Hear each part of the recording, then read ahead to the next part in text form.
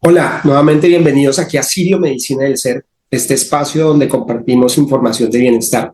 Mi nombre es Juan Rojas, soy médico especialista en medicina del dolor, terapias alternativas, y hoy queremos nuevamente compartir un tema en el que los pacientes muchas veces interrogan: la felicidad.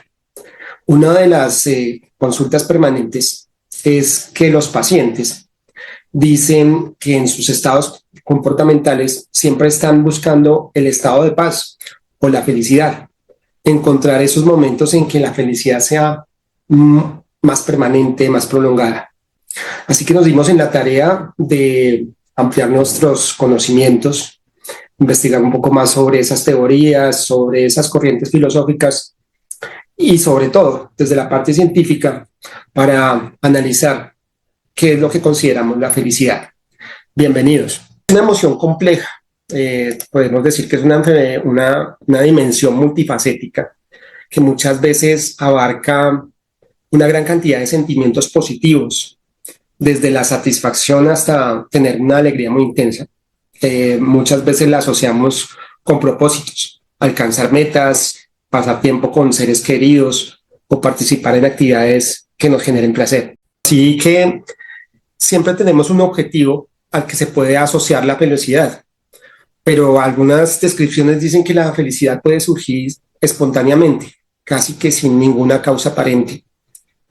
Y ahí es donde entra ese primer interrogante para ti: ¿qué es la felicidad o cómo es tu estado de felicidad? La palabra como tal viene de la palabra felicitas, que se define como un estado de gracia o de satisfacción espiritual y física que se ve en la persona o en las circunstancias que lo rodean.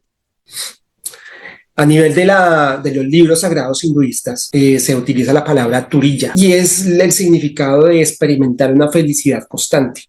La persona vive en un estado de turiya, no tiene cambios de estado de ánimo, no sufre, sino que vive la vida de una manera pura, limpia, tranquila, reposada, como en un estado de eterna juventud, así lo describen.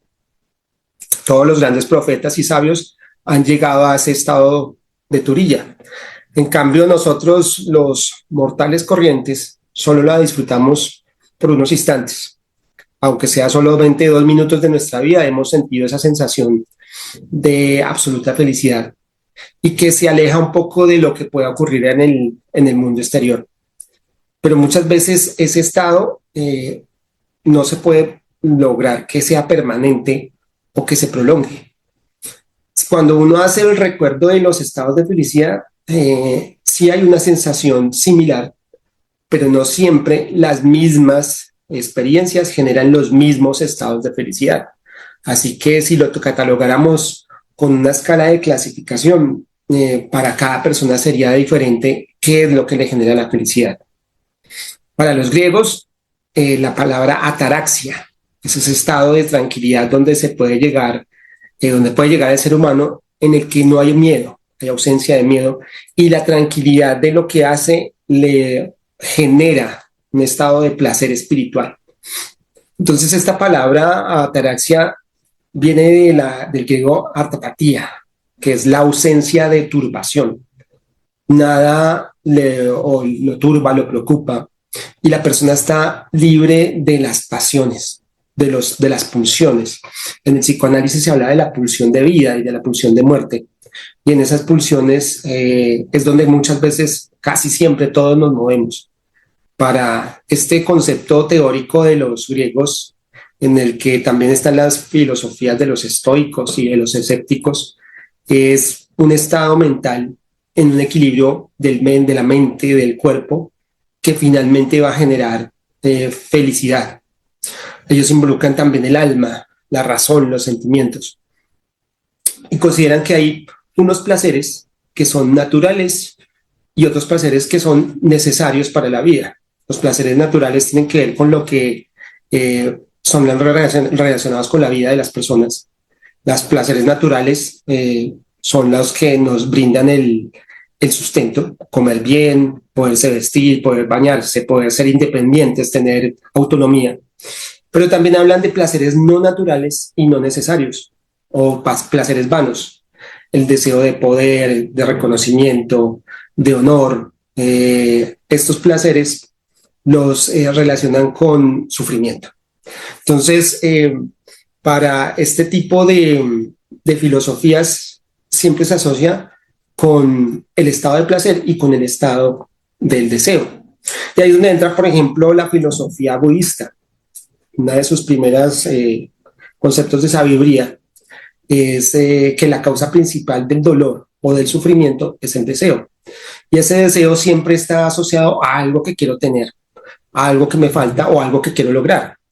Y para el budismo, librarse de esos deseos hace que sea un proceso para librarse del sufrimiento, y al no tener sufrimiento puede entrar en el estado de algo que llaman la impermanencia.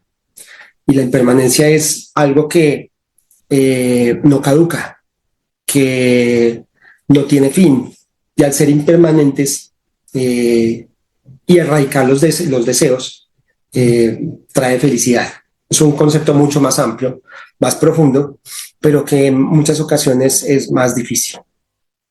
Uno de los psicólogos que trabajó mucho tiempo estos conceptos de felicidad es John Mayer, que también fue uno de los generadores de la inteligencia emocional, y él hablaba de unas habilidades que tenemos para conocer nuestros sentimientos y para encontrar esos momentos de regulación emocional donde podemos comprender qué nos hace felices y desde esa felicidad que nos hace crecer personalmente.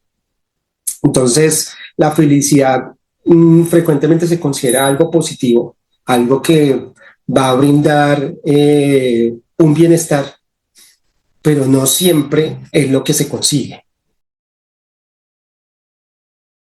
La felicidad como tal, la palabra de la raíz inglesa viene de la palabra happy, la palabra inglesa antigua happy, que en su significado original refiere buena suerte. Entonces decimos que la felicidad se define como suerte o un buen estado de prosperidad. La raíz original significaba tener éxito. Y para aquellas personas que eran exitosas en la vida, se consideraban que eran felices, que su felicidad dependía de sus logros y de sus metas alcanzadas. Más tarde, por ejemplo, otro psicólogo, Martin Seligman, uno de los fundadores de la psicología positiva, tiene varios libros, un libro que se llama Felicidad Auténtica, en el que relaciona las emociones positivas y las actividades positivas como fuentes generadoras de la felicidad. Cuando hablamos en estas terapias de las diferentes herramientas que nos pueden ayudar a encontrar un estado de plenitud, trabajamos, por ejemplo, la medicina tradicional china, y hay un sistema emocional de la acupuntura. Fue estudiado por un doctor norteamericano que encontró una relación entre las emociones y esos meridianos que se trabajan en la acupuntura, y también trabajaba algo que se llama la kinesiología aplicada. Entonces, para él, algunos de los meridianos relacionados con el hígado estaban definitivamente asociados a que la persona tuviera emociones y sensaciones de felicidad más permanentes.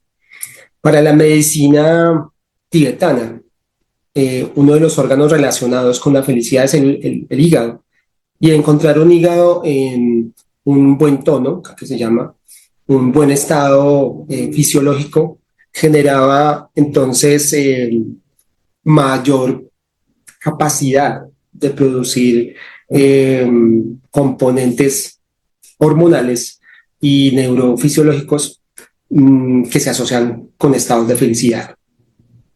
Pero así como hay muchos psicólogos que hablan del tema, dentro de estas ramas filosóficas también contamos con la rama del yoga, el Kundalini Yoga, en su creador, el maestro Yogi Bhajan. Siempre decía como qué nos puede hacer felices o cómo podemos ser felices si no somos parte de lo que hay dentro de nuestro subconsciente. Entonces, para él la idea de limpiar al fondo la mente, o lo que llamaba la casa interior, es un trabajo que hay que hacer mirando hacia adentro, ver qué hay en nuestro interior. Ahí combinaba la respiración, el sonido y las crillas de yoga para poder entrar a mirar qué eran o cuáles son esas circunstancias o esos conceptos internos mentales que nos podían alejar de la felicidad. Para muchas religiones teístas en las que hay una creencia en Dios, esa felicidad solo se logra con estar con Dios. Y si no se está en esa comunión, no va a haber una posible felicidad. Así que muchas veces también la fe tiene una implicación sobre la felicidad, aunque hay que hacer una diferencia en hablar de la fe y de la religión, que son conceptos diferentes. Pero cuando las personas tienen una creencia, tienen un mayor concepto de la esperanza, y ese concepto de la esperanza puede asociarse a esa búsqueda de estados de felicidad. Más adelante, por ejemplo, Aldous Huxley, que fue un investigador importante sobre la psicobiología y los psicofármacos, decía en uno de sus libros, un libro que se llama Un Mundo Feliz, que escribió hace ya casi 100 años, en 1932, decía que en esta sociedad solo se está buscando la felicidad como medio de encontrar el placer, y que eso podría causar como una irrealidad, algo idílico, que encierra un escenario que se vuelve permanente de estar en un estado de infelicidad y lograr salir de él. Y que muchas veces la única manera con lo que la gente o las personas podían hacerlo era con medicamentos farmacológicos, psicofármacos. Robert Lustig es un neuroendocrinólogo y profesor de la Universidad de California, y ha sido uno de los expertos en la comprensión de los sistemas neurológicos o de metabolismos, también de los neurotransmisores. Uno de sus libros, Metabolismo, habla sobre la importancia de la dopamina y la serotonina en las vías cerebrales que tienen que ver relacionadas con la felicidad. El placer nos convierte en adictos a buscar esos momentos de explosión de la dopamina. Y aquí tiene que ver mucho también el estado actual. Nosotros cada vez somos más dependientes de las redes sociales. Obviamente es la interrelación que hay en esta época. Hace unos años la interrelación era con el radio, con la televisión, y las personas ansiaban ver un programa, ver una novela, y eso les generaba una sensación de felicidad. Ahora estamos más pendientes del celular, de las redes, de los likes, de encontrar un clic con otras personas, y eso desencadena ese proceso del shot de dopamina que ya hemos hablado en otros videos aquí en la red. Esa búsqueda continua de esos refuerzos positivos, por ejemplo, en el scroll que se hace continuamente en las pantallas, genera estallidos de dopamina.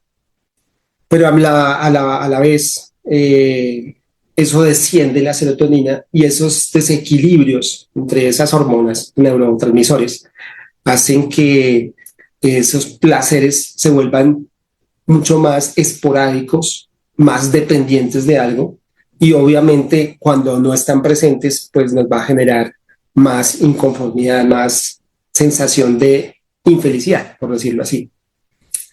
El placer y el dolor comparten unas mismas vías en el cerebro, entonces nos gusta a veces sentirnos obsesionados por esos banquetes sensoriales. Entonces puede ser feliz o puede causar felicidad una comida muy apetitosa, una atracción o una distracción que sea muy energetizante, experiencias, como llaman ahora, experiencias vividas reales que generen que se explote esa cantidad de dopamina para que el cerebro sienta que es una experiencia nueva y gratificante. Pero a la misma vez, como lo decimos, como se comparten esas mismas vías neurológicas también pueden ocasionar dolor, pueden ocasionar sufrimiento a la vez que no, cuando no se pueden conseguir esas circunstancias o esas experiencias. Hace mucho tiempo, bueno, hace unos años, hace más de 15 años, una universidad en Oslo demostraba que al modular esas situaciones, las personas podían entrar en estados depresivos al no estar viviendo continuamente esas situaciones que les generaban felicidad o que les generaban esa sensación de placer. Así que uno de los principios es qué es lo que generalmente a ti te causa felicidad. Te causa felicidad estar eh, pendiente de la pantalla, pendiente de las redes, pendiente de qué más va a pasar o qué más puede llegar que me impacte el cerebro. Osho decía, la felicidad se da cuando encajas en tu vida, cuando encajas tan armoniosamente que hagas lo que hagas, te proporciona alegría. Y ahí es donde encontramos el término alegría, porque la alegría se puede dar en las circunstancias en las que te relacionas con otros, en la alegría de lo que haces, lo disfrutas. Y la felicidad es mucho más de lo que creemos, es casi todo lo que podemos llegar a pensar y se puede convertir en un estado del ser.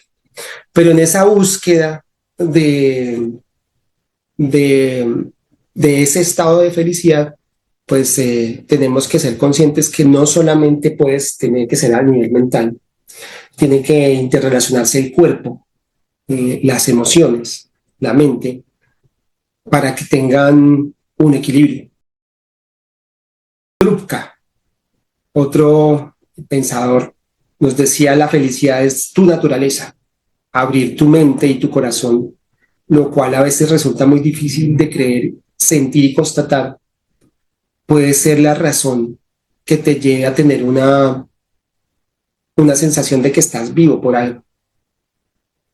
Así que muchas veces algo tan sencillo como invertir en nuestro bienestar y no tanto en el placer puede ser mucho más benéfico para nuestro cuerpo, para nuestra mente. Diferentes autores nos señalan que hay algunos elementos que facilitan que llegues a un estado de felicidad más permanente o estados de felicidad más periódicos, que se presenten en ocasiones más, de manera más reiterativa.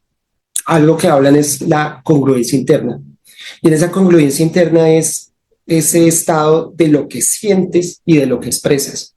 Obviamente hay estados mentales en los que las sensaciones de tristeza, de depresión y ansiedad hacen que la vida se vea mucho más difícil, más oscura o con más niebla, y hace que sea muy difícil apreciar lo que la vida trae, todo lo que la vida trae consigo. Y hablan de algo que es el amor armónico. El amor armónico es esa relación entre lo que se hace desde el corazón y lo que se expresa. Por eso una de las vías que nosotros siempre trabajamos en estas medicinas es la relación que tenemos con nuestro corazón. Una relación física. Como lo hemos dicho muchas veces, a veces no sentimos el cuerpo. El cuerpo a veces nos canta solamente por el dolor o cuando algo molesta, pero hemos encontrado pacientes que pueden haberse infartado hace mucho tiempo y siguen como si nada hubiera pasado, porque no han tenido esa percepción de sentirse. El yoga, uno de sus principios es siente el cuerpo, siente lo que estás sintiendo. Y en ese proceso de la relación con el corazón, mente y corazón, es una vía armónica que nos puede llevar a identificar qué de nuestras experiencias vividas son relevantes. Y desde ahí encontrar la realización personal, que es como uno de los objetivos a los que podríamos llegar si lo que queremos es identificar nuestro tipo de felicidad. Pero también hay muchos factores que dificultan esa relación. Los sentimientos de culpa. Ya hemos hablado acá de las creencias, de los mandatos, de la relación que existe con los errores y lo que a veces se llama pecados o lo que a veces llamamos fallas. Porque cuando permanecemos en ese sentimiento de culpa, ese estado de felicidad se aleja porque estamos viviendo en ese sufrimiento. También el vacío afectivo. Es muy difícil sentirse feliz cuando uno no se ama, cuando uno no quiere, se quiere a sí mismo, cuando no aprecia lo mucho que tiene o lo mucho que ha hecho, sino se centra más en los errores y en las dificultades que ha cometido o en las fallas que ha tenido.